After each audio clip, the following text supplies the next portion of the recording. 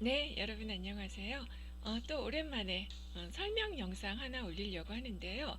여러분들이 어떤 식으로 공부하고 있는지 좀 이렇게 순서를 좀 알려드리려고 해요.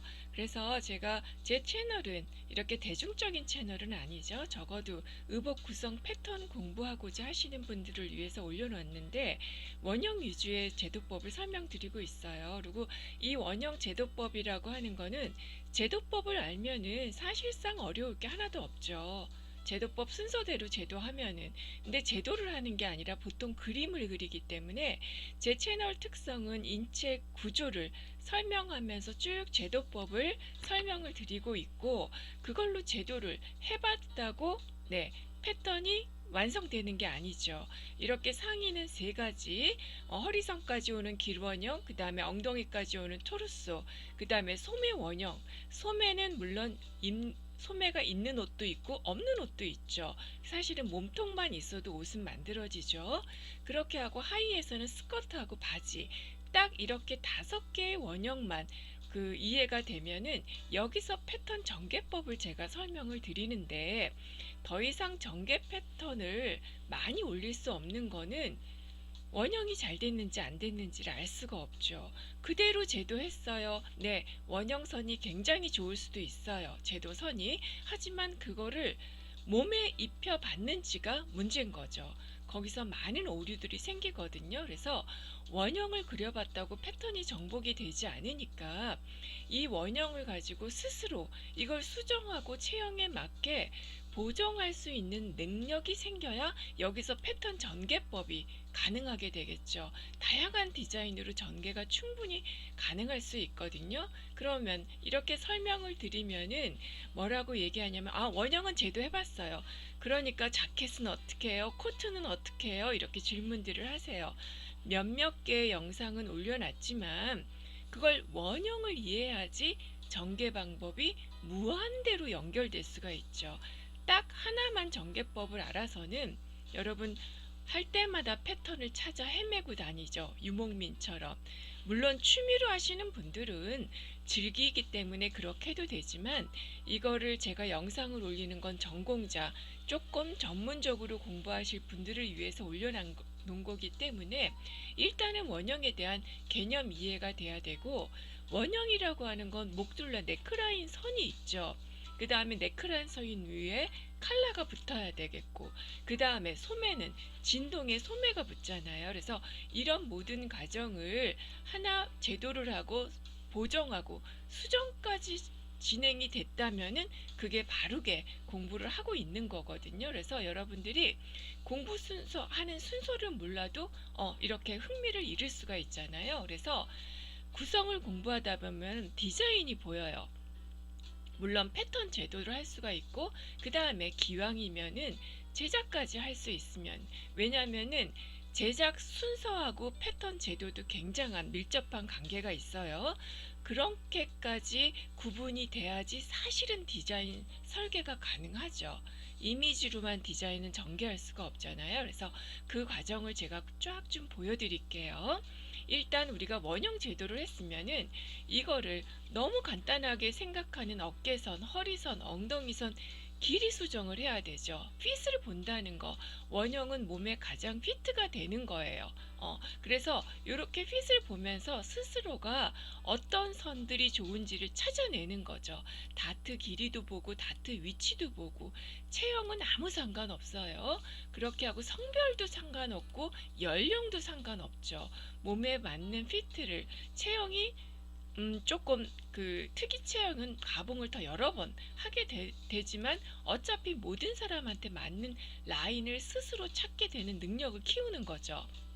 이렇게 해서 이런 과정은 여러분들이 전공을 한다고 해도 이런 과정을 온전히 공부한 사람들은 극히 드물거든요. 그렇게 해서 이렇게 핏에 맞는, 자기 몸에 맞는 그 원형을 제도를 하고 나면은 그 다음에 다양한 전개 방법이 가능해지죠.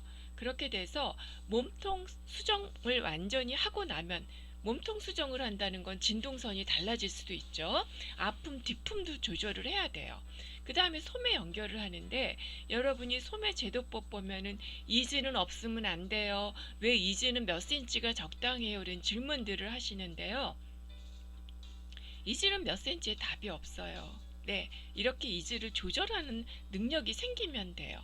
그걸 스스로 찾아내는 공부를 할 수 있게 되고 체형에 따라서 예를 들어서 젖힌 체형, 숙인 체형, 어깨는 솟은 어깨, 처진 어깨 이거에 따라서 다 원형이 달라지죠. 그래서 어떻게 보면은 맞춤 옷은 쉬워요. 한 명한테만 딱 맞추면 되니까 이걸 모두 종합해서 기성복으로 만드는 게 오히려 어렵다 이렇게 생각을 하시면 돼요. 원형이지만 내가 활동할 때 완전히 불편하지 않을 수는 없지만은 어느 정도 손을 움직일 수 있는 공간을 만들어주는 여유량에 대한 공부가 들어가야 되죠. 이런 과정을 다 공부를 하고 나면은 그 다음에 여러분이 패턴 전개를 할 수 있는 능력도 생기게 되죠. 내가 잘못된 부분이 스스로 이거 봐주세요가 아니라 스스로 찾아나게 되죠. 그렇게 하고 나면은 소매까지 달았으면은 수많은 네크라인 도전을 하게 되는데 정답은 없어요.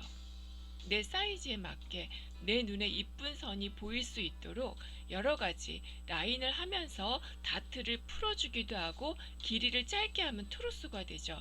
다트를 추가해서 내 몸에 더 피트될 수도 있고 네크라인도 다양하게 이렇게 경험을 해보고 평소 안 입어봤던 거 그래서 우리가 다트라고 하는 건 몸에 피트하기 위한 거기 때문에 다트를 풀어주면 여유량이 되고 다트를 가지고 궤도를 할 수도 있고 플리츠로 바꿀 수도 있고 턱으로 바꿀 수도 있죠. 그래서 이렇게 다양한 네크라인 작업을 해보고 나면은 본인한테 어울리는 라인이나 요즘 유행하는 선들이 이제 화면을 봐도 눈에 나타나기 시작하거든요.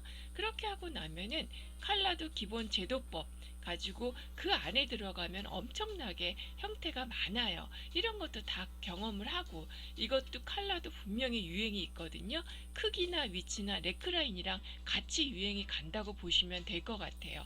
이런 것도 다 이렇게 경험을 하다 보면은 스스로 이렇게 그 디자인을 짜집게 하는, 매칭하는 건 절대 쉽지 않아요. 그런 능력이 생기는 거죠.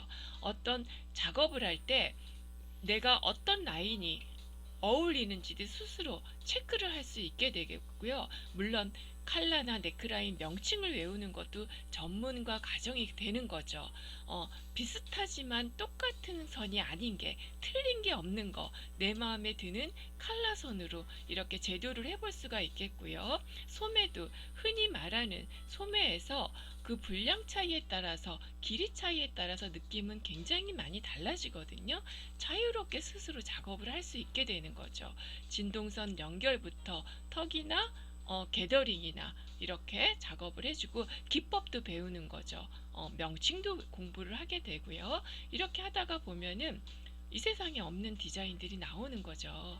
내가 매치하는 능력이 생겨서 때로는 칼라도 두 겹, 두 종류 이상, 소매도 두 종류 이상 연결할 수도 있고요. 그렇게 해서 작업들을 쭉 하다가 보면은 내가 어떤 조합으로 옷을 만들어야겠다는 생각이 들 수 있게 될 거예요.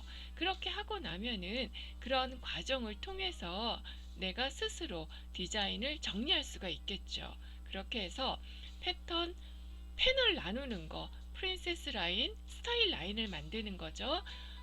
그 숄더 프린세스 라인, 아몰 프린세스 라인, 다트도 하나에서 두 개, 그 다음에 그 요크 작업도 하게 되고요. 뒷중심 파인 것도 하나로 할지 연결하게 될지 이런 작업들을 다 하게 되면 벌써 자유로운 아이템들이 나오는 게 보이실 거예요. 이런 작업들을 쭉 해보고 그 다음에 개인 작품에 들어가게 되죠. 이 세상에 하나밖에 없는 자기만의 디자인을 하면서 전문적으로 이렇게 도식화 작업, 를 해서 샘플 작업 지시서에서 원단이랑 전문적으로 배우는 거죠. 포즈도 취해보고 이 세상에 하나밖에 없는 옷이니까 내 맘에 드는 사진도 남겨가면서 이렇게 착장 사진 찍고 포즈도 찍어보고 그 다음에 여러 가지 연출도 해볼 수 있는 거죠. 그 다음에 도식화 작업도 디자인에 따라서 품 설정하는 거, 길이 설정하는 것까지 다 공부를 하게 되면은 지금 셔츠하고 브라우스지만 자켓까지 나올 수 있잖아요. 얼마든지 소지에 대한 이해도 하면서 봉제법도 쉽게 만드는 봉제법이 아니라 이 세상에 하나밖에 없는 거니까 고급스러운 고급 봉제 방법으로 끝단 처리며 연결법까지 다 공부를 할 수 있게 되는 거죠. 그래서 이런 과정으로 쭉 공부를 하다가 보면은 자신감도 생기고 그야말로 굉장한 흥미도 생길 수 있겠죠. 그렇게 해서 이렇게 작업을 쭉 진행하는 거를 여기 갔다 저기 갔다 하지 말고 상의를 한다면 상의에 대한 걸 쭉 공부하시는 거 추천드리고요. 그 다음에 상의가 끝나면 하의에 들어가서 공부하는 거, 그렇게 하고 나면은 스스로가 패턴 배우려고 했다가 디자인까지 제작 과정까지 공부가 되니까 이런 순서로 공부할 수 있는 기회가 되시기를 추천드리고 응원하도록 할게요.